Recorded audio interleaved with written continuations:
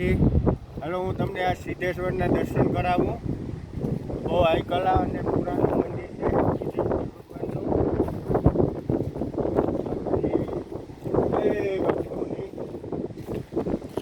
આ મંદિર કપિલ મુનિનું છે.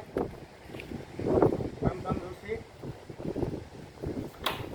આ એનું મૂર્તિ છે. અહીંયા બહુ માન્યતા છે. અહીંયા કોઈ પણ આવે અને બધી ઈચ્છા પૂરી થાય. અમારા નજરી જોયેલા દાખલા છે. હલો હું તમને સિદ્ધેશ્વરના દર્શન કરાવું. ત્યાં એવી માન્યતા છે કે કોઈ પણ તમે આરતી કરવા આવો,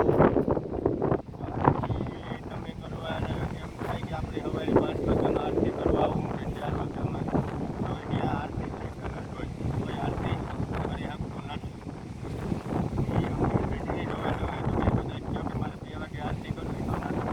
આરતી થઈ ગયેલ જ હોય. દીવડા પ્રગટાવેલા હોય, આટલો હાથ છે.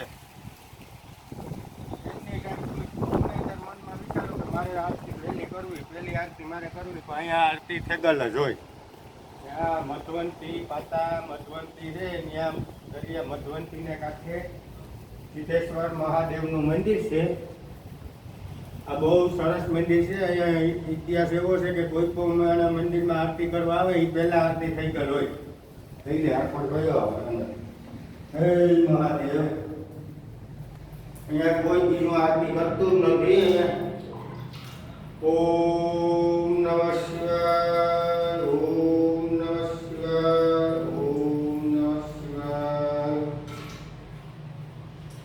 અહીંયા ગમે ત્યાં આરતી કરવા આવીએ તો આરતી થઈ ગયેલ જ હોય.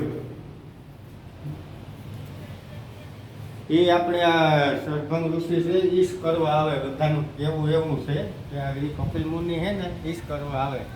ને અહીંયા બહુ પુરાણી નો કણ છે. જો આ કણ છે આ પુરાણી. અહીંયા